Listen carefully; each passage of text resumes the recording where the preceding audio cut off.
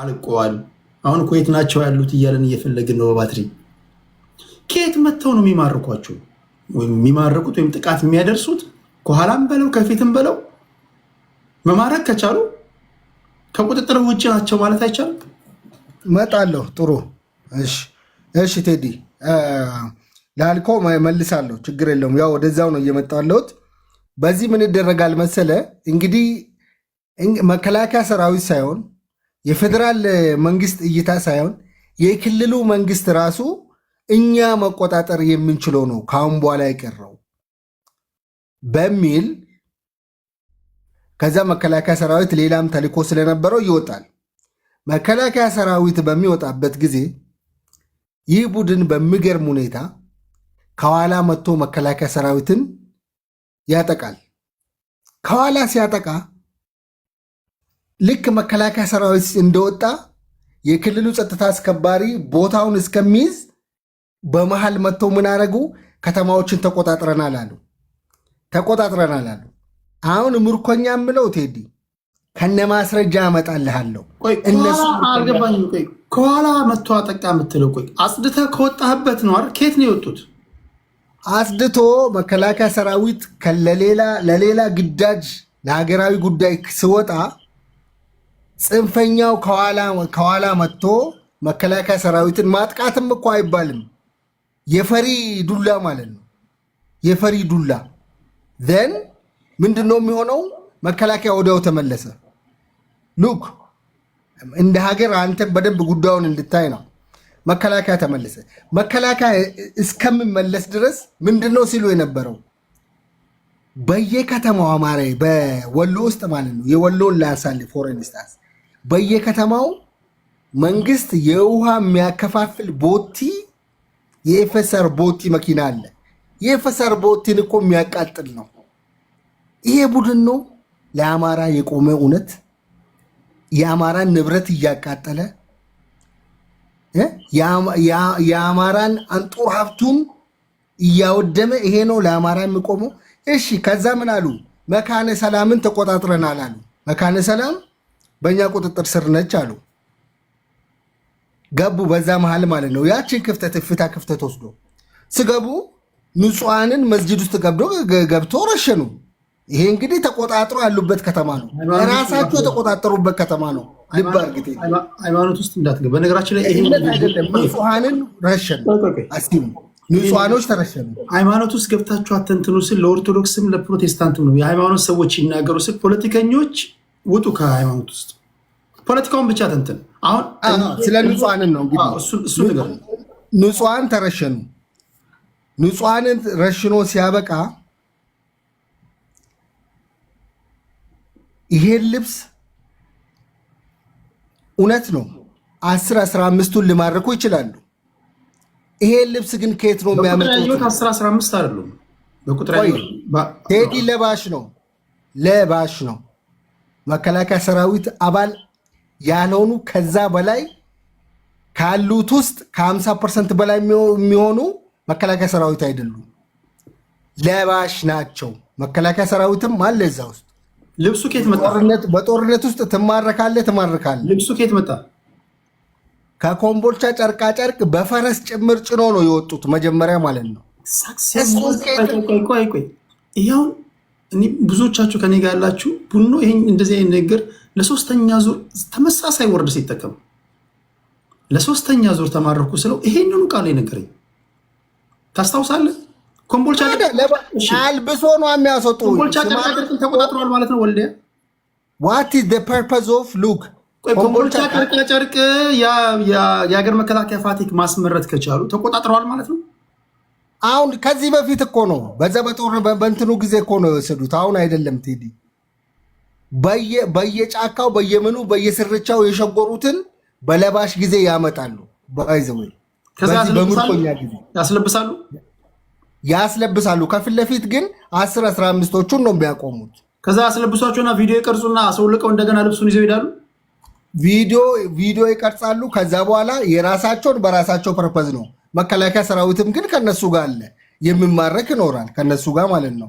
ጦርነት ነውና ማለት ነው። ስለዚህ ይሄ ቡድን ቴዲ ወገኑን የምገል ከሆነ የእስክንድርን አቋም ታውቃለህ። መግለጫ ስሰጥ አንተ የሃይማኖት ጉዳይን አታንሳ ትለኛለህ። ህዝብ ነው፣ እንደ ህዝብ ነው። ባይዘው የእስክንድርን ብቻ አይደለም የአባባን አባባ ብሎ የሚጠሩት እሳቸው ማለት ነው። አባባ ብሎ የሚጠሩት እሱም ያወጣው መግለጫ ታውቃለህ። እውነት ለአማራ የቆሙ ነው ወይስ ህዝባዊ አመፅ አማራ ህዝባዊ አመፅ እንዲያነሳ የተደራጁ ቡድኖች ናቸው? እነዚህ ቡድኖች ከየት መጥቶ ነው ስትለኝ ደምስሰናል፣ አጥፍተናል ይላል መንግስት። ከየት መጥቶ ነው ለምለው ጥያቄ ይሄ ቡድን የሚገርምህ ቴዲ አቋም የሌለው ስልጠና ያልወሰደ ጦርነት ምን እንደሆነ እዚህ ግባ ብሎ የማያቅ በየጊዜው ይፈላል፣ ይጠፋል። ልክ እንደ ጎርፍ ማለት ነው። ይመጣል፣ ይጠፋል፣ ይወጣል፣ ይጠፋል። የሚጠፋውም የሚወጣውም የወጣበትን ዓላማ ስላልገባው በሆነች ምክንያት ይወጣል፣ በሆነ ምክንያት ይጠፋል። ቡድን ሲጀመር ጠፊ ነው። አሁንም ቢሆን ቱቢ ሆነስ ይዙ አሁንም ቢሆን ዛሬ ላይ በቀደም መካነ ሰላም ላይ የተደረገ ኤሌመንተሪ ጀርባ ላይ መከላከያ ሰራዊት የማያዳግም እርምጃ ወስዷል፣ ተመልሶ ማለት ነው። አሁን ላይ የትኛውን ከተማ እነሱ ተቆጣጥረናል የሚሉት አማራ ክልል ውስጥ ካለ ውርድ ከራሴ ነው የምልህ። የትኛውም ማለት ነው፣ የትኛውም ቦታ ካለ እነሱ ከኋላ ነው የሚያጠቁ፣ ከኋላ ከጀርባ ከኋላ ነው የሚሄዱ፣ ተደብቆ ከኋላ ነው የሚሄዱ። ይሄ ሜቢ አንተ እኮ የሆነ የረገጡት መሬት አለ ማለት ነው። አየር ላይ ሆኖ አይደለም የሚተኩሱት። ከኋላ ከመቱ የሆነ መሬት ረግጠዋል ማለት ነው። የሆነ ቦታ ይዘዋል ማለት ነው። ወይ ሽምቅ አድርገው ይዘዋል። አንተ ያላየህበት ቦታ ላይ እኮ ያ ሽፍታ ነው እኮ ቴዲ፣ የሽፍታ ባህሪ አሁን ጦር ድብድብ ስገባ እንዴት እንደምትደባደብ አንተ አይደለም የምትመርጠው። ለምሳሌ እኔ በካራቴ ልምታ፣ በቦክስ ልምታ፣ አንዴ ሪንግ ውስጥ ከገባ እኔ ነኝ የማውቀው፣ አንተ ነው የምታውቀው። እንዴት እንደሚመቱ ለነሱ ተውላቸው። የኔ ጥያቄ እንዴት ተመታህ ነው። ለቅሜያቸዋለሁ፣ ጨርሻቸዋለሁ ብላ እንዲህ ነው የመቱኝ ምናምን ምናምን ምናምን፣ እሱ አይደለም አሁን ጨርሻቸዋለሁ የሉም። ለቀማ ላይ ነኝ ያልካቸው ከየት እየወጡ ነው የሚመቱ? ለምንስ ማጥፋት ከበደ ነው የኔ ጥያቄ። አንደኛ ማጥፋት አስፈላጊ ከሆነ ቴዲ ማጥፋት ይቻላል፣ ግን አስፈላጊ ቆይ ሰፊውን ማህበረሰብ ነው የምትመታ። ገብቷል አይደል? ይሄ እንደንትን ህዝብ ውስጥ የተሰገሰገ ነው፣ እንደ እንክርዳድ ማለት ነው።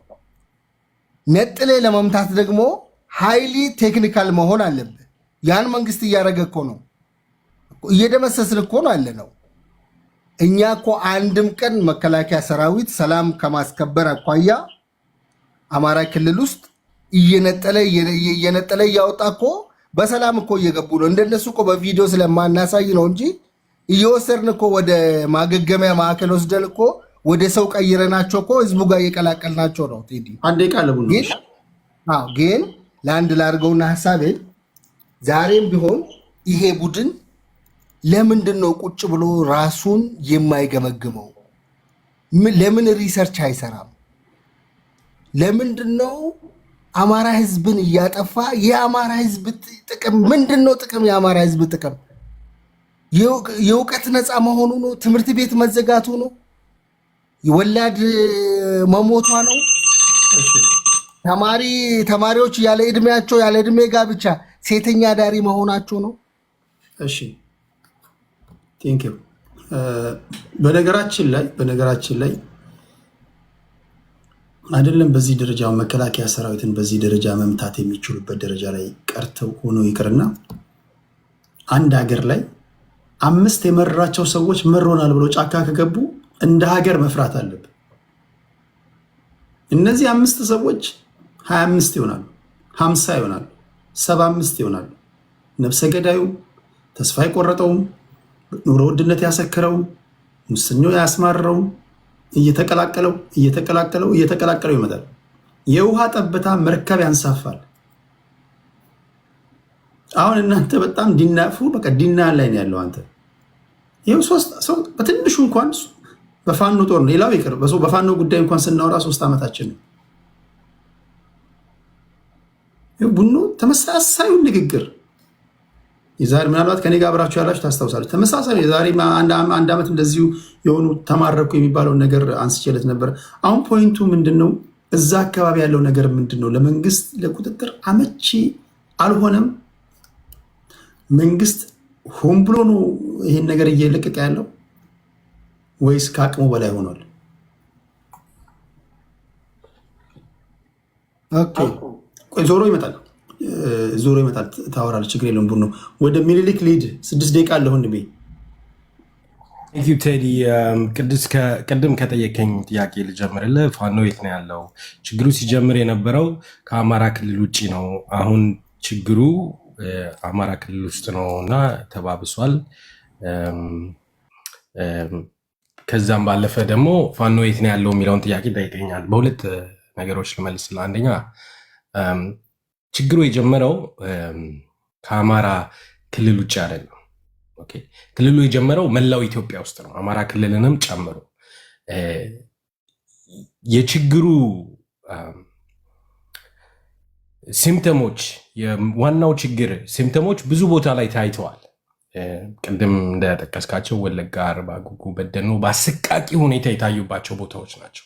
የችግሩ መንስኤ ግን ሌላ ክልል ውስጥ አይደለም ያለው። የችግሩ መንስኤ ያለው ህገ መንግስት ውስጥና ጸረ አማራ ተደርገው የተቀረጹት ተቋማቶች ውስጥ ነው ያለው።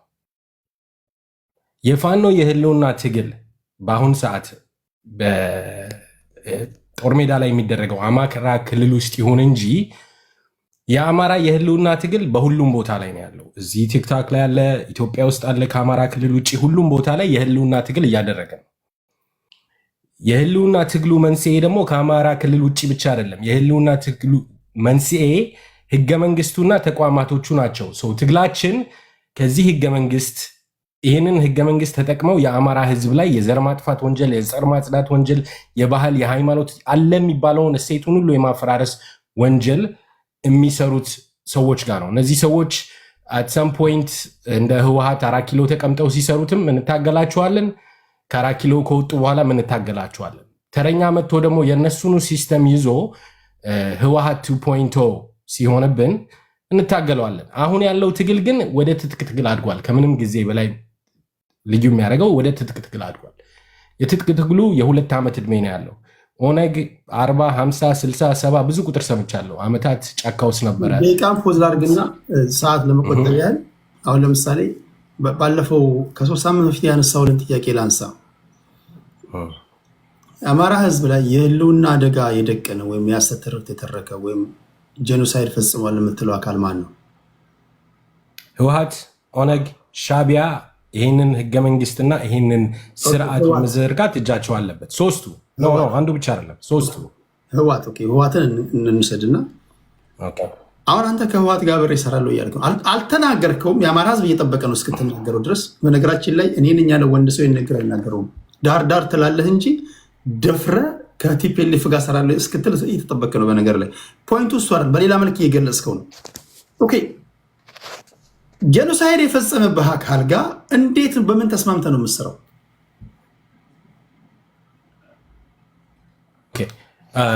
እንዳልከው ነው። ማንም ወጥቶ ከህወሓት ጋር ሰራለው ያለ የለም። እስከሌለ ድረስ ከዛ ውጭ ያለው ሁሉ ፒውር ስፔኩሌሽን ነው። 100% የትግራይ ህዝብና ህወሓትን አንድ አድርጎ ማየት ለአማራ ህዝብ የሚጠቅመውም የሚጎዳውም ሁኔታ ሊኖር ይችላል።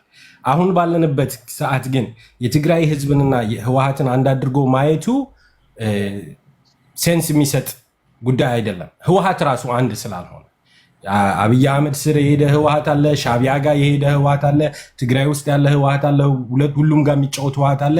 ከህወሓት ጋር አብሮ የሚሰራ ፋኖ የለም።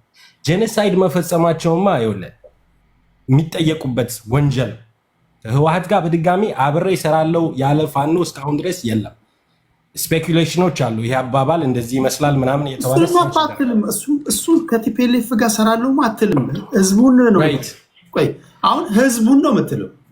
አሁን ህዝቡን ስትል በሌላ አባባል ለምሳሌ መንግስት በማንኛውም ሰዓት ኦፕሬሽን አደርጋለሁ ብሎ ወደ ቲፒኤልኤፍ ሲሄድ ህዝቡን ሊያጠቃ ነው የመጣው ብለህ ከመንግስት ጋር የቲፒኤልኤፍ ሰዎችን እንደ ጋርድ ሆነ ልትከላከል ነው። በሌላ አባባል ቲፒኤልኤፍን ልጠበቅ ነው ማለት ነው። ህዝቡን አሁን ህዝቡ መሸወጃ ነው፣ ወይም ደግሞ ህዝቡ ለፖለቲካ ንግግር ታግሎ ለማታገል የምንጠቀምበት ነው፣ ፖለቲከኞች የሚጠቀሙበት ነው። ስጨምቀው ንግግሩ ምንድነው? ቲፒኤልኤፍን ጠብቃለሁ ነው እያልክ ያለው። ጄኖሳይድ ቲፒኤልኤፍ ከፈጸመብህ እንዴት ነው ከቲፒኤልኤፍ ጋር ያውም ፍርድ ቤት አቆመዋለሁ ዘሄግ እያልክ የዓለም አቀፍ ወንጀለኞች ፍርድ ቤት ኔዘርላንድ ነው ያለው፣ እዛ አቆመዋለሁ እያልክ ለምንድን ነው ከዚህ አካል ጋር በምን ተስማምተ ነው የምሰራው? መልኩ ከህወሓት ጋር አብሮ የሚሰራ ፋኖ ያለ አጭር በቃ ቴዲ እዚህ ላይ ብዙ ጊዜ ልንመላለስ እንችላለን። ከህወሓት ጋር አብሮ የሚሰራ ፋኖ አለ ብዬ አላምንም፣ አይኖርም። ትግራይ ውስጥ የትግራይ ህዝብ ወይንም በአማራ የትጥቅ ትግል ውስጥ ለአማራን ህዝብ ሳይጎዳ ሌላውን ህዝብ ከመጎዳት አማራን ብቻ አይደለም ትግራይን ብቻ አይደለም አፋርን የሚሆን ራሱ ኦሮሞን የሚሆን ማንን የሚሆን ሳይጎዳ አማራው አብሮ መስራት ከቻለ ያንን የዛን ህዝብ ጥቅም ማስጠበቅ ከቻለ ይሞክራል። የፋኖ ትግል አንቲ ኢትዮጵያን አይደለም። በተፈጥሮ ጠላት ህዝብ የለውም። አገር መገንጠል አይፈልግም። ኢትዮጵያን ማፍረስ አይፈልግም። ህወሓት ይሄንን የሚፈልግ አካል ስለሆነ አብሮ አይሰራም። በቃ ይህንን ሲምፕል አድርግልህ። ግን አብዛኛውን ሰዓቴን ሲገባ የሆነ ጥያቄ ጠይቀኝና ተዘጋጅቼ ልሸጥ የመጣሁትን ፖለቲካ ሳይሆን የምጠይቀኝን ጥያቄ እየመለስኩኝ ፖይንቶቼን ሜክ ሳላረግ ዲስትራክትድ እየሆንኩ ነው እና 2 ደቂቃ ከሆነ ያለኝ በጣም መመለስ ማንሳት የምፈልጋቸው ነገሮች ላይ ላተኩር። ግን ህወሓትና ፋኖ አብረው አልሰሩም። የአማራው ህዝብ ጠላት ህዝብ ብሎ የሰየመው ህዝብ የለም። 4 ነጥብ እነዚህን ያዝልኝ ልለፍ። አንደኛ መከላከያ ሰራዊት የህወሓትን ጦር እየሸሸ ሰሜን ሸዋ እስኪደርስ ድረስ ፋኖ ትግሉን እያደራጀ ህዝቡን እያስተባበረ ራሱን እየተከላከለ ነበር። መከላከያ በመሪዎቹ በኩል ፕሪቶሪያ ሄዶ ህወሓትን ትጥቅ አስፈታለሁ ብሎ መጥቶ የአማራን ህዝብ ክዶ መሳሪያህን የምቀበልህ አንተን ነው እንጂ ህወሓትን አይደለም እስኪለው ድረስ ጦርነት አልነበረም። ጥያቄዎቻችን በሰላማዊ መልኩ በሁሉም ከተማዎች በሰላማዊ ሰልፍ ተጠይቀዋል። የህልውና ጥያቄያችን መሰረት የሚያደርጉት ጉዳዮች ጸረ አማራ የሆኑት ነገሮች ሁሉ በአደባባይ በሰላማዊ መልኩ ተጠይቀዋል። አለቀ። የመከላከያ ሰራዊቱና ህወሓት ከተታረቁ በኋላ መከላከያ ሰራዊቱ ጦርነቱን ወደ አማራ ህዝብና ወደ አማራ ክልል አዙሯል። ከዛ በኋላ ትምህርት ቤቶች ብለው ደጋግመው የሚያነሱት ፖይንት ይህንን ሳረሳ መንካት የምፈልገው እንደ ጦር ካምፕ ሲጠቀምባቸው የነበረውም ያለውም የመከላከያ ሰራዊቱ ነው።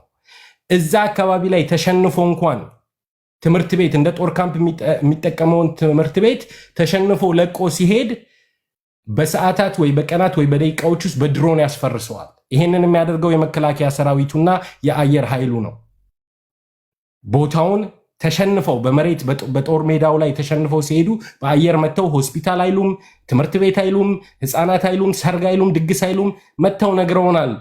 አብራችሁ ካላችሁ እኛን መርጣችሁም ብሎ ብርሃኑ ጁላ መጥቶ ነግሮናል። መሰረተ ልማትን የሚያፈርሱት እነማን እንደሆኑ የአማራም ህዝብ ባይኑ እያያቸው ነው። ፋኖዎች ከተማ ውስጥ ገብተው አንድ ባንክ ሳይዘርፉ ሲወጡ የአማራ ህዝብ ባይኑ እያያቸው ነው።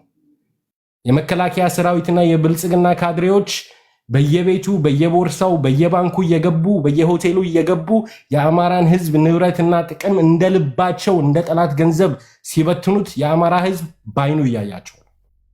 ስለዚህ ለኛ የአማራ ተማሪዎች ትምህርት ቤት አልገቡም ብላችሁ ስትነግሩን እንዳይገቡ ትምህርት ቤታቸውን እያፈረሳችሁ በድሮን በመድፍ በታንክ ቤተክርስቲያን አይቀራችሁ ሁሉን ነገር እያፈረሳችሁ ትምህርት ቤት የሄዱትን በየመንገዱ እየያዛችሁ የጾታ ወንጀል እየፈጸማችሁ ከዛ 4 ሚሊዮን አማራ ህፃናት ትምህርት ቤት አልገቡም ብላችሁ ብትሉን የንቀታችሁንና የጥላቻችሁን ጫፍ ነው የሚያሳየን። ጥያቄ ያላችሁ ወይ ብላችሁ እኮ እየጠየቃችሁን ነው። ምን ያህል በጣም የተለያየ ሌቭል ላይ መሆናችንን የሚያሳየህ የኢሬቻ ባህል ብቻ አይደለም። እንዴት አንድ ማህበረሰብ እንደ ልቡ መሆን እንደሚችልና እንዴት ሌላኛው ምንም መብት እንደሌለው ብቻ አይደለም እምናወራው። እዚህ ቲክታክ ላይ ስናወራ ራሱ እኛ የህልውና ጥያቄያችን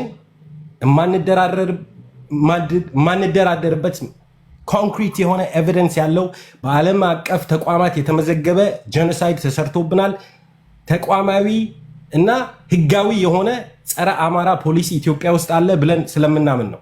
እና እንደዚህ ጋር መጥተው የሚከራከሩን ሰዎች እነ ቡኖ በደለይና መሰሎቹ የትኛው ጥያቄ ነው ይሉናል። ልዩነታችንና የጥያቄ ካላቸው በሰላም ለምን አይጠይቁም ይሉናል። ሁሉንም መንገድ አልፈን ጨርሰን ጦር ሜዳ ውስጥ እያለን ለዛውም በማያምንበት ጦርነት ሞራል የሌለው ወታደር ልከው በቀን በቀን እየተማረኩ የኢትዮጵያ መከላከያ ሰራዊትን እያዋረዱ ባሉበት ሰዓት የአማራን ህዝብ ጥያቄ አብረው እያዋረዱት ነው። የኢትዮጵያ መከላከያ ሰራዊት ህወሓት ማርኮታል። በኢትዮጵያ ታሪክ ታይቶ የማይታወቅ ውርደት ደርሶበታል። የኢትዮጵያ መከላከያ ሰራዊት ኢትዮጵያዊውን የአማራ ህዝብ መሳሪያ ታስፈታለ ተብሎ ገብቶ ውርደት፣ ቅሌት፣ ምርኮ በቀን በቀን እያየ ነው። ቴዲ ከዚህ በኋላ ካሜራ ስለምጠይቅ እወጣለሁ፣ ግን ሁሌ አመሰግናለሁ። በጣም ቴንኪው፣ ከልብ አመሰግናለሁ ምኒልክ ስለ ትህትና። ቴንኪው፣ እግዚአብሔር ያክብርልኝ። እሺ ወደ ዋንጋሪ እንሄዳለን። አንዳንዶቻችሁ ቴዲ ምን አገባ ምናምን ለአማራ ለኦሮሞ አታውቁም እንዴ? እና ዋና ስራ ምንድን ነው? ወደ መጨረሻ እያረከኝ ነው። አዳዲስ ሰው እያስገባ ዋና ስራ ምንድን ነው? ዋና ስራ እኮ ህዝብን እንደ ሸቀጥ እንደ ግል ንብረት እንኳን አይደለም በህዝቡ ላይ ቀርቶ በገዛ ሚስት ላይ ራሱ መብት የለም እኮ። የገዛ ሚስትን እኮ እንደፈለክ አታደርግም። ህዝብ በሚሊዮን የሚቆጠር ህዝብ ምን አገባ?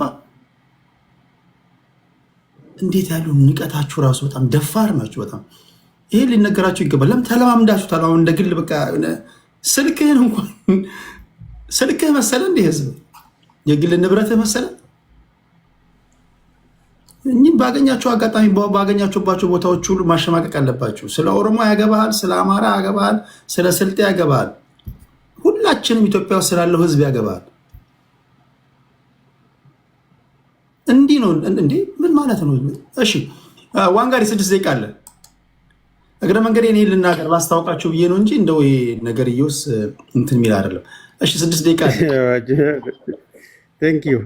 እንግዲህ የነፃነት ትግል ተጨቁነናል። የህልውና ትግል ከኩርዶች የነፃነት ትግል የምንማረው የውስጥ አርበኛ ነው። መከራቸውን ሲያበላቸው የነበረው ትግላቸውን አፈር ከድሜ ሲያበላው የነበረው በህወሓት ትግል ውስጥም የውስጥ በተለይ ለአገር በኩርዶች ትግል ውስጥ ለኩርዶች ጀኒዊንሊ የሚቆረቆሩት ታጋዮች በውስጥ አርበኛ ይገደሉ ነበር።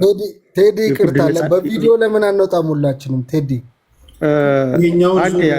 ይሄኛውን ዙር ጨርሱና በሚቀጥለው ዙር ይሄን ያወራችሁ በቪዲዮ የምታብሩ ብቻ ለአንድ ለሁለት ዙር እንቆያለን። ይህችን ዙር ቴዶ ግን ከይቅርታ ጋር ሌላ ሰው ወርዶ ሲገባ እኔ ወደኋላ እየቀረው ችግር የለውም። ራስ ሲያወራ ነበር ማለት ራስ መብቴን አስከብርልኝ። በእኔ ሰዓት እየተቆጠረ ችግር የለውም። ከዜሮ ነው የምጀምረው። ራስ ሲያወራ ነበርክም በላይ ቅድስ ሲያወራ ግርማ ነው ከአንተ ይቀድማል። ግርማ ማን ሲያወራ ነበርክ? ግርማ በዛ ማወቅ እችላለሁ። ዶክተር ግርማ ማን ሲያወራ ነበርክ? እሺ ሚዩት አድርግ። ደምስ ሀጎስ የሚባል ሰውዬ የተባለ ሰውዬ ማለት ነው። አኪላ ሲያወራ አኪላ የመጨረሻው ነው። ስለዚህ ራስ ያወራል፣ ከዛ ቅድስ ታወራለች፣ ከዛ ወደ ዶክተር ግርማ፣ ከዛ በላይ፣ ከዛ ወደ መሐመድ፣ ከዛ ቡኖ በደሌ። በቪዲዮ እንጀምራለን። ክብራትና ክብራን በቪዲዮ የተያያችሁ ተናጋሪዎቹ እነማናቸው እያያችሁ የምታደምጡበት ውይይት ላይ እንደርሳለን። ዋንጋሪ ከደቂቃን ከእንደገና ጀምር ያለው 6 ደቂቃ አለ። ይሄ የነፃነት ትግል የህልውና ትግል ከኩርዶች የምንማረው የውስጥ አርበኛ ነው። ትግላቸውን አፈር ሲያበላ የነበረው በተለይ ጀኒዊንሊ ለኩርዶች ሲታገሉ የነበሩ የኩርድ ወጣቶችን ያስጨረሱት የውስጥ አርበኞች ነበሩ። በህወሓት ትግልም ለትግራይ ህዝብ ተቆርቋሪ የሆኑ ሰዎች በህወሓት ሲገደሉ እንደነበሩ ጀነራል ዮሐንስ የጻፈው መጽሐፍ በደንብ ያስረዳል። በተመሳሳይ በሻዕቢያ ትግል ውስጥም ጀኒዊን ሰዎች በውስጥ አርበኞች ሲረሸኑ እንደነበረ ስለ ሻዕቢያ የተጻፉ መጽሐፍቶች ያረጋግጣሉ። ስለ ኦነግም በቅርቡ እንኳን ቤት የጻፈችውን ተመልክታችሁት ከሆነ ጀኒዊንሊ ስለ ኦሮሞ የሚቆረቆሩ የኦሮሞ ብሔረተኛ ወይም ኤሊቶችን የውስጥ አርበኛ ነበር ሲጨርሳቸው የነበረው። በተመሳሳይ በፋኖ የምንመለከተው እሱ ነው። እንዲያውም በቅርቡ የጃልመሮ የትግል አስመልክቶ አንድ የተጋሩ በማራማየት በሚባል ሚዲያ ላይ የኛ የተጋሩ ልጆች ከጃልመሮ ጋር ይሰራሉ ብሎ እስከ መመስከር ደርሷል። የውስጥ አርበኛው ያስጮህና በስሜት ይቀሰቅስህና እሱን የማትከተል ከሆነ ጀኒውን በመሆን ሪጅድ በመሆን የምትወገደው በራስ በውስጥ ህልውና አደጋ ደርሶብኛል በሚለው ነው። አሁንም በአማራም በፋኖ የምንመለከተው ይሄንን ነው። ስጋውን ጠብሼ በለዋለሁ እስከ መባባል የተደረሰበት የውስጥ አርበኛ ትግሎች ናቸው ብዙ ጊዜ የነፃነት ትግሎችን አፈር የሚያበሉት። በተጨባጭ የኢትዮጵያን ፖለቲካም የገጠመው ችግር ይሄ ነው። መንግስት ትጥቅን አስፈታለሁ ፈታ ብሎኛል፣ አልፈታም፣ የህልውና ትግል ነው ይልሃል። የሞኖፖሊ ቫዮለንስን መብቱን አፈር ከድሜ ያበላና የህልውና ትግል ያደርገዋል። እንዲህ አይነት የፖለቲካ አላዋቂነት ስንቱን ወጣት አስገብሮናል፣ አገሪቷን አደሂቷል። የፖለቲካ ሀሁ ወደኋላ እየጎተተ ይችን ሀገር ዋጋ ሲያስከፍል ከርሟል። በኢትዮጵያ ፖለቲካ ውስጥ በተለይ የፓርቲ ፖለቲካ ወደ ኢትዮጵያ ኢንትሮዲውስ ከተደረገበት ጊዜ ጀምሮ ቴዲም ራስ ማረም ያለብን ምህዳሩ ጠቧልና ምህዳሩ ሰፍቷል። ሁለቱም ፖለቲካ ናቸው። ምህዳሩ ጠቧል፣ መንግስትን አኪዩዝ ለማድረግ ምህዳሩ ሰፍቷል። የመንግስት ተለጣፊ የሆነው ምርጫ የሚያስመስሉ ሪል ዲሞክራሲ እንዳይዋለድ የማያደርጉ የምርጫ ምህዳሩ ጠቧልና ምህዳሩ ሰፍቷል። ራሱን በራሱ ፖለቲካ ነው። ስለዚህ ምህዳሩ በጠበበበት ወደ ጦር ሜዳ ሄደ የሚለው ድምዳሜ ጀጅመንታል ነው፣ በጣም ጀጅመንታል ነው። ምህዳሩማ ሰፍቶ እኮ አገር ሲወጉ አገር ሲበቱ የነበረው በገቡ እኮ ወራት አልቆዩ መሳሪያ ሲያነሱና ሲወለውሉ። ይህን ለምንድን የማይፈተሸው? ለምንድን ነው የምንረሳው? በቅርብ ጊዜ እኮ ነው። ማን ነው የሚያባላን ከኋላ ፖለቲካ አጀንዳ እየሰጠ? እንዴት ነው ታላቁን የአማራን ማህበረሰብ ጨቋኝ ማህበረሰብ ነው ብሎ ማህበራዊ ረፍት ነዋለሁ ብሎ ህገ መንግስት ቀርጾ ማኒፌስቶ ላይ የአማራን ህዝብ ካላጠፋው ረፍት አይኖረኝም ብሎ የጻፈ ኃይል የአማራን ህዝብ ነፃ ያወጣል ተብሎ ከእሱ ጋር ታግዬ አማራን ነፃ ያወጣሉ የምትለው? በቅርቡ ኢንጂነር ይልቃል መጥቶ ከህዋትና ከሻቢያ ጋር በስርዓት ቅዱስ እንደሆነ ሲነገር አልነበረም እንዴ? ለምን የምንዘነጋው? ጨዋታው የስልጣን መያዣ መጨበጫ ስለመሆኑ የአፄ ኃይለሥላሴ የህግ አማካሪ የነበሩት 40 ዓመት ሙሉ ያገለገሏቸው አሜሪካዊ ስፔንሰር ኢትዮጵያ አትቤ በሚለው መጽሐፋቸው ላይ ስለ ኢትዮጵያ ምሁራን ዲሞክራሲን ማቀጨጭ፣ ተንኮለኝነት፣ ምቀኝነት፣ ስልጣን ለህዝብ ሳይሆን ስልጣን ለተቃዋሚ ኃይሎች ወይም ደግሞ ለስልጣን መታገልን ባህል ያደረጉት እነዛ ከአፄ ኃይለሥላሴ ሞት በኋላ ኢትዮጵያ ውስጥ ዲሞክራሲ እርም ነው ብሎ ጽፏል። ኢትዮጵያ አትቤ በሚለው መጽሐፋቸው ላይ 40 ዓመት የኢትዮጵያ የዲፕሎማቲክ አማካሪ የነበሩ ስፔንሰር መጽሐፉን አንብቡት። አትቤ ጎግል አድርጉና አማርኛውም አለ የተተረጎመ። አሁንም የገጠመው ችግር ይሄ ነው። ስለዚህ ቴዲ ጥያቄን ፍሬም ስታደርግ ምህዳሩ በጠበበበት የሚል ሲገልም ገሎ ይኸውና ሰላማዊ ታጋዩን ገደለ የሚለው ገዳይ አለ ከጀርባ ፖለቲካ። ቅድም ለምሳሌ የነ አፄ ዘርዓ ያዕቆብ በኢሬቻ ህፃናት ይሰዋሉ ብሎ የ20 ህፃናት ሞት ፕሮግራም ሰርቶ በዕለቱ እኮ ነው። ከየት መጣ የሁላ ኢንፎርሜሽን? አቀናብረው ማጠቆር ስለነበረባቸው ፕሮፓጋንዳ ሚሰ ጥያቄን ቴዲ በጣም አንተ የኢትዮጵያ አርበኛ እንደሆንክ እርግጠኛ ነኝ። በኢትዮጵያ እንደማተዳደር እርግጠኛ ነኝ። እንዴት ነው እስከ አዋሽ ድረስ የኦሮሚያን ክልል ገንጥለን ለሶማሌ ይሰጣለን እንታገላለን አብረው ያለን ሰው በየት ገብተህ የምታከራክረው? ሶሪ ብሎሃል። እናት ሀገርን አፈርሳለሁ ከሶማሌ ጋር ቆሜ ከአዋሽ አርባ በኋላ ኦሮሚያን ገንጥለን እናሳንሳታለን ብሎ ያለውን ከወለጋ ኦሮሞን አጽድተን አማራን መተን እንገዛለን ያለውን አኪላን ቤት አስገብተህ የምታወያዩ ይቅርታ ጠይቋል። ለዚህ አንዴቃለ በአርበኛው ቴዲ ቤት እንደዚህ አይነት ውይይት የሚወያይበት ይህችን ጥያቄ ራስ መልሳል። እኔ ቤት ነው እንደዚህ በቤታቸው ነው በቤታቸው የምታራምዱት እኔ አይመለከተኝም እኮ ብያለሁ። ኖ ቪዲዮ ልልክልህ እችላለሁ። ቪዲዮ ልልክልህ በቤታቸው ኢትዮጵያን በቤታቸው ማለታቸው ይሄ እኮ ሲሪየስ እኮ ነው። ቴዲ በቤታቸው ነው። ልክ ነው። በቤታቸው ነው። ግን በቤታቸው ነው። ልክ ነህ። በቤታቸው ሶማሌንም አንተ ቤት አይሏትም ይችል እናስገባለን ብሏል። እኔ ቤትም አይውልም ብሏል። ጥያቄ ነው የምጠይቅህ እኔ ቤትን ስለማከብረው ነው። ምክንያቱም ኢትዮጵያን ሪል ሶሻል ሚዲያ ላይ ማያት አንተ ቤት ስለሆነ ነው። ገብቷል። ኮንቴክስቹዋሊ ስታወያይ ኢትዮጵያዊ ስለሚሸት ነው አጀንዳ እየያዘ ፍሬም አደራረግ። ስለዚህ እንዲህ አይነት ሰዎች መጥተው አሁን አማራ አኪላ የወለጋ ጠበቃ ሆኖ የቱለማ ኦሮሞን ሲሰድብ እያየህ የቱለማ ኦሮሞ በዱላ የወለጋዎች እንደበደቡ እያለ በኦሮሞዎች መካከል ሽብል ሲከት እያየህ እንዲህ አይነት አጀንዳ የሚያራምዱን አንተ ቤት አላይም። አይ ቲንክ ሰዓት ያለቀ መሰለኝ። አጭር ጊዜ ነው፣ እንዴት እንዳለቀም አላቅም። እንግዲህ በአንድ ደቂቃ ከፈቀድክልኝ ሰማራይዝ ላድርገው ፕሊዝ። ውድ ኢትዮጵያውያን ኢሬቻ የሚከበረው ሃይማኖታዊ የሚሆን ባህላዊ የሚሆን አክብሩለት። ለኦሮሞ ህዝብ ተውለት። ከቻላችሁ አብራችሁ አክብሩ፣ ካልቻላችሁ አትሳደቡ። ቢያንስ ዝም በማለት ተባበሩት። አትሊስት ወደ ኢትዮጵያ መጥቶ የኢትዮጵያን ሰንደቅ ዓላማ ከፍ አድርጎ ራሱን ኢትዮጵያ ውስጥ እያየ ባለበት እድሜ ላይ ወፌ ቆመች ብላችሁ ሲሆን ወፌ ቆመች ብላችሁ አበረታቱ። ካልሆነ ግን ባለመሳደብና ነገሮችን ባለማጦስ እንትን በሉ። የመጨረሻ ለቴዲ በጣም ወዳጅ ኤርትራውያኖች አሉ፣ መጥተው የሚከራከሩም አሉ። ከነሱ ውስጥ ቀጣዩ የኤርትራ ፕሬዚዳንት ማን መሆን እንደሚወል ጠይቅልኝ። ቴንኪው ለነበረን ቆይታ በጣም አመሰግናለሁ። መልካም ውይይት። ቴንኪው ዋንጋሪ፣ ከልብ አመሰግናለሁ። እግዚአብሔር ያክብርልኝ። በድጋሚ እንኳን ለኢሬቻ በዓል በሰላም አደረሰ። ለሁላችሁም አንድ መልእክት አለኝ። ቅድም ስለጠየቀኝ ነው እሱ። እኔ ከሱ በኋላ ራስ ነው። እኔ የሚመለከተኝ ስለ እኔ ቤት ነው። እኔ የቲክቶክ ፖሊስ አይደለሁም።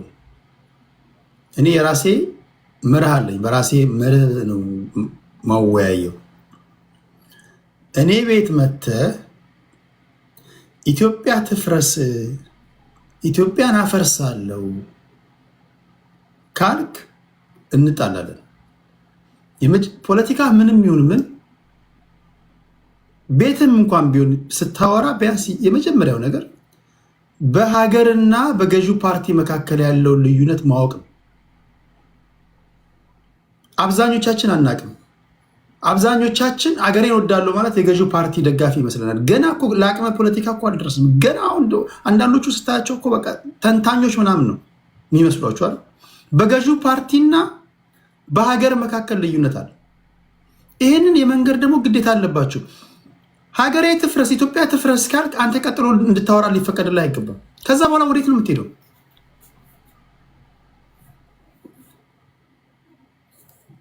ይሄ የሞት ፍርድ ያስፈርድብሃል። በቃ ጀስት መገደል አለብህ አንተ። ምንም ጥያቄ የለውም። እኔ እንደዚህ ነገር አልራመድም። ግን ይሄ ማንም ዚሮ ቶለራንስ።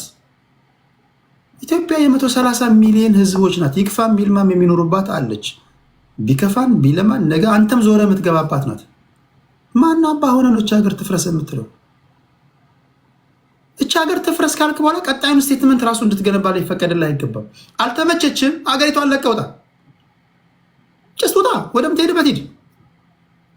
በተረፈ ወይ ኢትዮጵያ ይሁን ወይ ደግሞ ሌላ ሀገር ሂድና በቃ ጀስት ተልከስክሰ ኑር። ሌላ ሀገር ትፍረስ የሚልን ሰው ሰምተህ ታውቃለህ? ስለዚህ የኔ ይሄ ነው ጠንካራ አቋም ይሄ ነው። በዚህ ጉዳይ ላይ እስካሁን ከማንም ጋር አልተጋጨውም። ግን ይሄንን ጉዳይ ቤታቸውን ከፍተው የሚያራምዱ ካሉ ምንም ማድረግ አልችልም። እኔ ቤት ግን አይደገምም ስልህ በዚያ ወር ነው የምናወራው። ሀገርህን ጠብቅ። በጊዜውም አለ ጊዜውም ውዴታ አይደለም ግዴታ ነው። የምን አባ ውዴታ ነው? ግዴታ ነው። ሀገርህን ጠብቅ። ሀገር ማለት ገዢ ፓርቲ ኖረም አንኖረም ይሄ የምታየው ነው። ዳር ድንበሯ የተከበረ ባንዲራ ያላት ሉዓላዊ ግዛት ያላት ህዝብ ውስጡ እኔ እናንተ ማለት ነው። ሌላ ነገር እኮ የለውም። እቺ ሀገር ትፍረስ እኮ ሲለ ሲመጣ አንተ ቴዲና መሐመድ፣ ቴዲና ቡኖ፣ ቴዲና ግርማ፣ ቴዲና ራስ ሲፍረሱ ነው እኮ እያለ ያለው። ሌላ ነገር እኮ የለውም። እናጥፋ ነው እያለ ያለው። የምትታገለው ማናጅመንት ለመቀየር ነው። አሁን ብልጽግና የሚባል ማናጅመንት አለ፣ ሀገርን ረን እያደረገ ያለ ማናጅመንት ለመቀየር እኮ ነው የምትመጣው። ይሄ ማናጅመንት ትክክል አይደለም፣ የኔ ማናጅመንት ይሻላል ብለህ ነው እንጂ እኮ ፋብሪካውን ላፍረስ ብለህ እንዴት ትመጣለህ? ፋብሪካውን ካፈረስ ታዲያ ምን ልታስተዳድር ነው? ፕሊስ። ሌላው የማታ ከሁለተኛ ክፍል ያቋረጣችሁ ሰዎች ከፖለቲካ ውስጥ ውጡ። እናንተ ናቸው እየበጠበጣችሁ ያላችሁት። ይሄ ሊነገራችሁ ይገባል። አብዛኞቻችሁ ይሄ ሊነገራችሁ ይገባል። በጣም በሲሪየስ ምን ሊነገር የሚገባው። ቴንኪው። ራሳችን 6 ደቂቃ አለው ወንድሜ። አመሰግናለሁ። ቅድም ዋንጋሪ ስለ ኦሮሞ ወንድም ህዝብ ሲናገር የሰማሁት እኔ ለዋንጋሪም ሆነ ሌሎችም ሰፊው የኦሮሞ ወጣት የኦሮሞ ህዝብ እውነተኛ አማሮች ኦሮሞ ማንኛውንም ባህሉን ትውፊቱን ቢያከብር አንቃወምም። ይህንን እውነተኛ አማሮች አንቃወምም። ይህንን በዚህ እንድትዙልኝ እኛ እየጠየቅን ያለ ነው። እኛም የራሳችን መብት ይከበር ነው። ከዛ ውጭ ኦሮሞ ማንኛውንም ባህል ያክብር፣ የእሱን ባህል እናከብራለን፣ የእሱን ትውፊት እናከብራለን። ከኦሮሞ ህዝብ ጋር በነገራችን ላይ ሰፊው የአማራ ህዝብ በኢትዮጵያ ከሚኖር ከየትኛውም ብሔረሰብ ሁሉ የአማራና የኦሮሞ ህዝብ እጅግ የተጋባ በጋራ አገር የገነባ በጋራ የታገለ በጋራ የሚኖር ለወደፊት የሚኖር ህዝብ ነው። ስለዚህ አንዳንድ በአማራነት እየመጡ በአማራነት ጭንብል ኦሮሞን ለማዋረድ ኦሮሞና አማራን ለማለያየት የሚሞክሩ ሰዎችን እኛ አማራ ልጆች አንቀበልም። ኦሮሞን አዋርደህ ኢትዮጵያን እወዳለሁ ብትለኝ አልቀበልህም። 40 እና 50 ሚሊዮን የኦሮሞን ህዝብ ባህል፣ ታሪክ፣ ቋንቋ እያዋረድክ ስለ ኢትዮጵያዊነት ብታወራኝ ለእኔ እሱ ተረት ተረት ነው። ስለዚህ እኔ የምታገለው የኦህዴድን ፋሽስታዊ የፖለቲካ ቡድን እንጂ ሰፊ የኦሮሞ ህዝብ ለመናገር መብቱም ሞራሉም የለኝም። እንደዛም አይነት ስለልቦና የሚያደግኩትኝ ኢብን ቅርብ ዘመዶቼ ከኦሮሞ ጋር ተጋብተው ተዋልደው የሚኖሩ ናቸው። ስለዚህ እኔ በዛ መንገድ እንድትረዱልኝ ይፈልጋለሁ ወንድሞቼ። ከዛ በተረፈ ወደ ፖለቲካዊ ሀሳቡ ስመጣ ቅድም ቡኖ በደሌ ፋኖ ስልጠና ወስዶ ያቅም ብሎ ተራ ሽፍታ ነው፣ አሰልጣኝም የላቸውም ወዘተረፈ እየለቀምነው ነው ተሸንፏል አይነት አንድምታ ያለው ንግግር ሲናገር ሰምቼዋለሁ። ለቡኖ በደሌ ወንድሜ እንግዲህ ታላላቅ የውጭ ፎሪን ሪሌሽን ወይም የውጭ ግንኙነት ኤክስፐርቶች እና ወታደራዊ ኤክስፐርቶች ስለ አንድ ጉሬላ ፋይቲንግ እና አንድ መደበኛ ሰራዊት ተሸነፈ ወይም አልተሸነፈም የሚለውን ከዚህ በፊት ይመስለኛል የአሜሪካው ሴክሬታሪ ኦፍ ስቴት የውጭ ጉዳይ ሚኒስትር ሄነሪ ኪሲንጀር ጃንዋሪ 1969 በፎሪን አፌርስ መጽሔት ላይ ያወጣው አንድ ጽሑፍ ሳነብ ነበረ። ኮንቬንሽናል አርሚ ሉዝስ ኢፍ ኢት ዳዝ ኖት ዊን ዘ ዋር ጎሪላ ዊንስ ኢፍ ኢት ዳዝ ኖት ሉዝ ዘ ዋር የሚል አባባል አለው። ምን ማለት ነው? አንድ የሀገር ብሔራዊ ጦር የጎሪላ ወይም የሽምቅ ውጊያ የሚያካሄዱትን ማሸነፍ ካልቻለ ተሸንፏል። ጉሬላ ፋይተሮቹ ደግሞ በመከላከያ ኃይሉ በብሔራዊ ኃይሉ ካልጠፉ ባያሸንፉም እንኳን አሸንፏል ነው። ይሄ እኔ ሳልሆን ከፍተኛ ወታደራዊ ኤክስፐርቶች የሚሉት ወይም በውትድርና ቀመር ፋኖ አሁን የአብይ አህመድን ሰራዊት አሸንፎታል። ይሄ በተግባር የኢትዮጵያ ሕዝብ የሚመሰክረው። ሌላው ደግሞ ስልጠና አልወሰደም ተራ ሽፍታ ነው ምናምን ለማለት የፈለግከውን በማስረጃ ላቅርብልህ።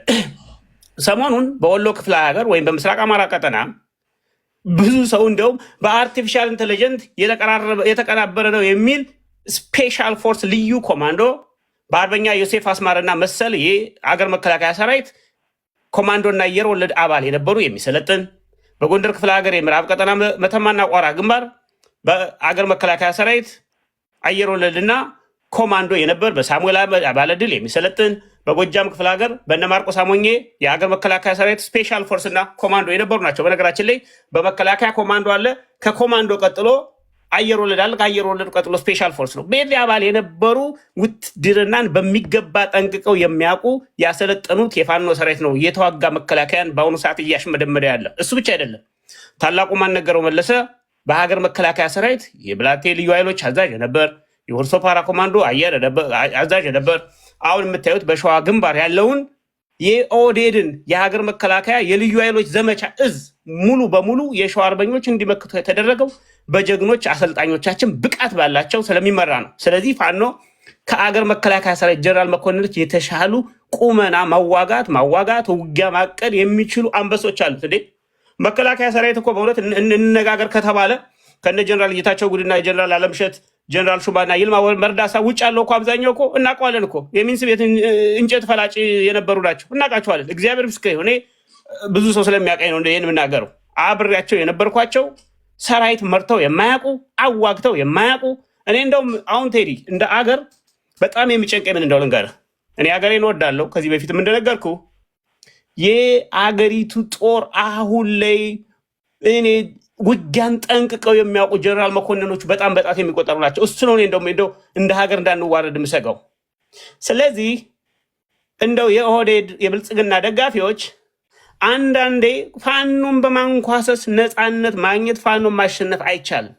የሚያዋጣው መከላከያ ሰራዊታችሁን በእያንዳንዱ ቀበሌ አሰማርታችሁ ንጹሐንን ከምጨፈጭፉ ወደ ካምፕ ጠርንፋችሁ ከፋኖ ጋር ብትደራደሩ የተሻለ ይመስለኛል።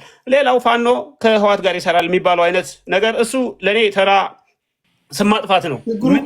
ችግሩ እናንተ አትደራደሩም። አሁን እኮ እናንተ ከ4 ኪሎ ውጭ አትደራደሩም። እንዴት አድርገው ይደራደሩ?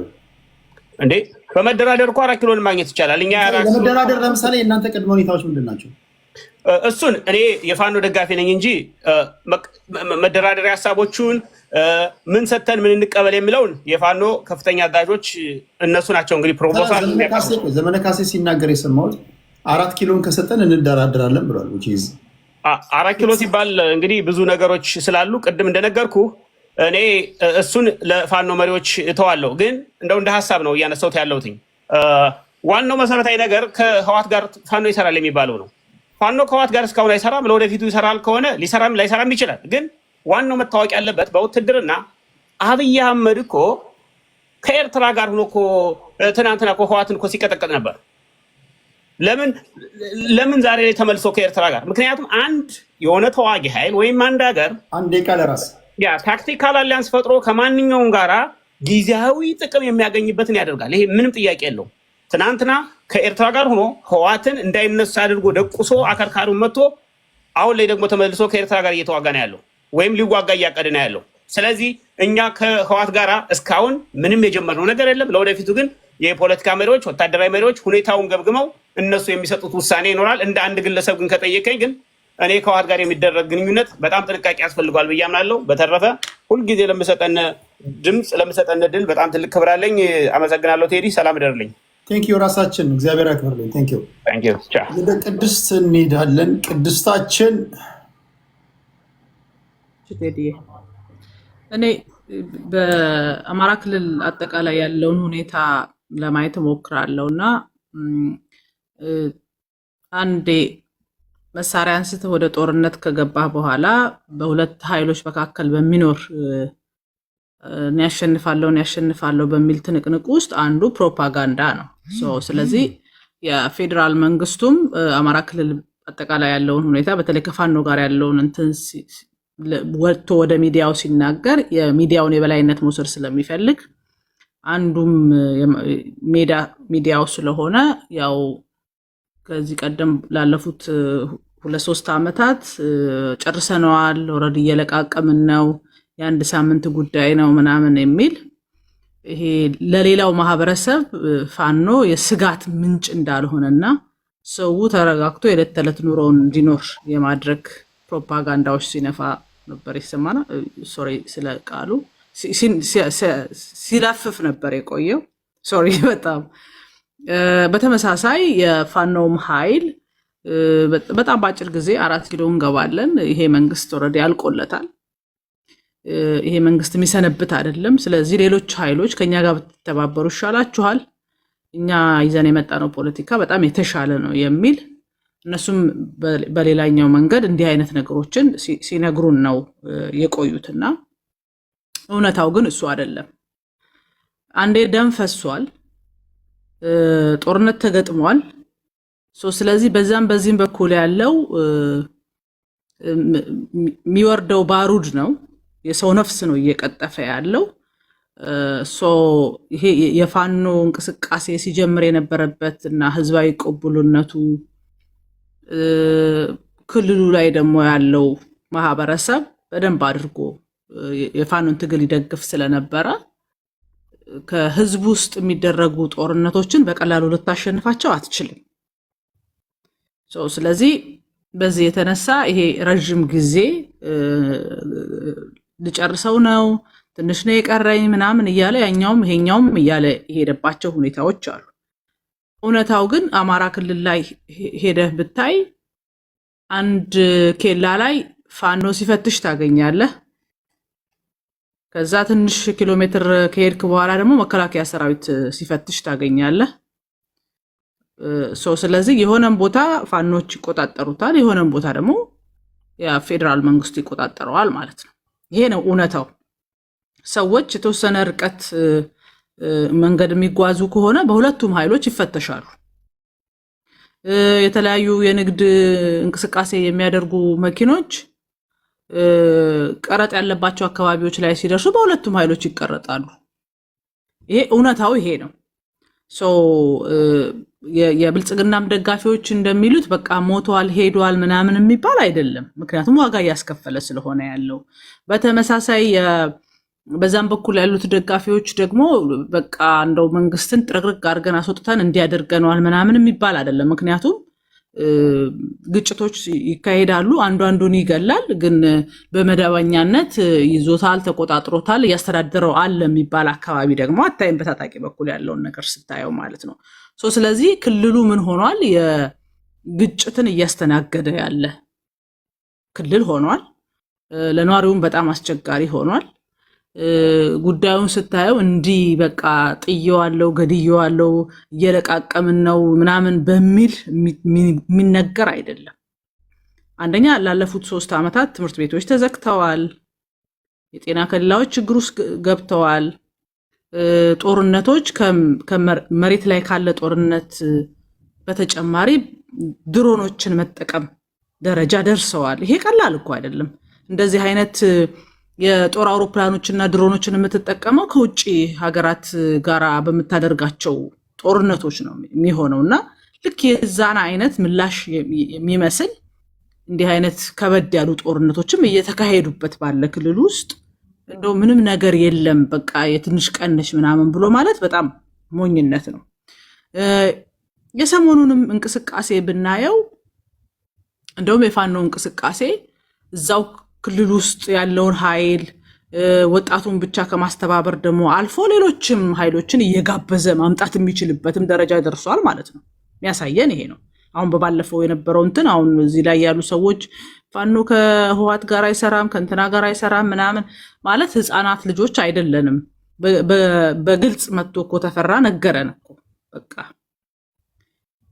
የትግራይን ህዝብም የኤርትራን ህዝብም ቢነካ አለ ለትግራይ ህዝብና ለኤርትራ ህዝብ አዝኖ ነው ምናምን እያላችሁን ከሆነ እሱ መስፈር ያለበት ኢሳያስ ላይ ነበራ።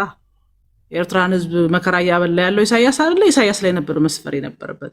የትግራይን ህዝብ መከራ እያበላው ያለው ህወሓት አይደለ? ለምን ህወሓት ላይ አይሰፍርም ታዲያ? የአማራ ህዝብ ይሄ ጫፍጫፊ ገዳይ ብሎ ፈርጆ ሲያስገድለው የነበረ አሁን ደግሞ ከፌዴራል መንግስቱ ጋራ የአማራ ኃይሎች መሬት የትግራይን መሬት ይዘዋል ብሎ ትንሽ ክፍተት ሲያገኝ የአማራን ህዝብ ለመውጋት የሚመጣውን ህወሓት እሱ ላይ ለምን አይሰፍርም ነበረ? ይሄ አይናችሁን ጨፍኑ ምናምን ልበላችሁ አይነት ነገር አይሰራም።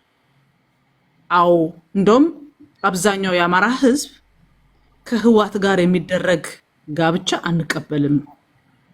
የአማራ ህዝብ ትግል ጨቋኙን መልሶ አምጥቶ እንደገና ሌላ በደል በላያችን ላይ መጫን አይደለም። በኢትዮጵያ ታሪክ እንደ ህወሓት የአማራን ህዝብ የጠላ የገደለ ያፈናቀለ ያስገደለ የለም።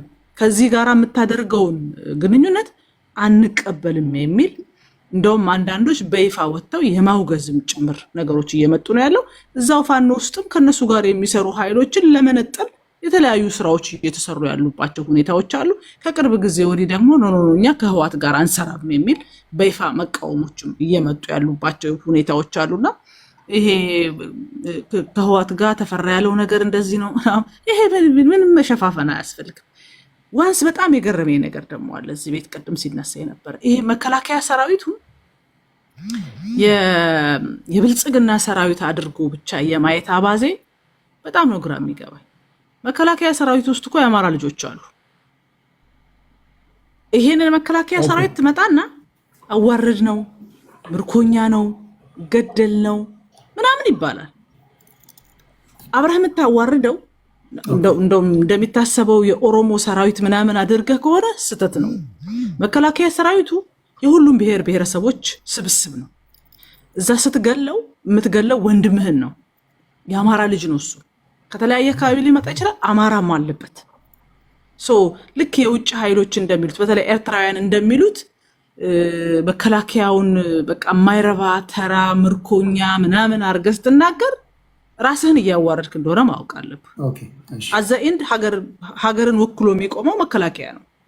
እሱን ስታዋርደው አብረን የምትዋረደው በውስጥ ነገራችን ልንጋጭ እንችላለን። እኔ ላሸንፍ ሊመጣ ይችላል። ግን የዛን ያክል ግን ሄደክ ስታዋርድ አብረህም ራስን ማዋረዳችንን መዘንጋት አያስፈልግም ለማለት ነው። ቴንክ ዩ ቴዲ። ቴንክ ዩ ቅድስታችን። ኦኬ አሁን ቪዲዮ እያበራን እየተያየን እናወራለን። ከግርማ ነው እንዴ? እኔ መቼ አወራው? መጀመሪያ ከግርማ ቀጥሎ አንተ ነው። ከዶክተር ግርማ ቀጥሎ ወደ አንተ ነው መጣው። 6 ደቂቃ አለ ዶክተር። ቪዲዮ በፊት ግን አንዳንድ ዙር አለን አለና በላይ ወይስ ኤክስትራ አይሰጣው? ከቪዲዮ በፊት እኔ አላወራውም። መሐመድ አንዳንድ ዙር አለን ብዬ አስባለሁ። ያው ነው ችግር የለውም። ዞሮ ያው ነው አይቀርላችሁም።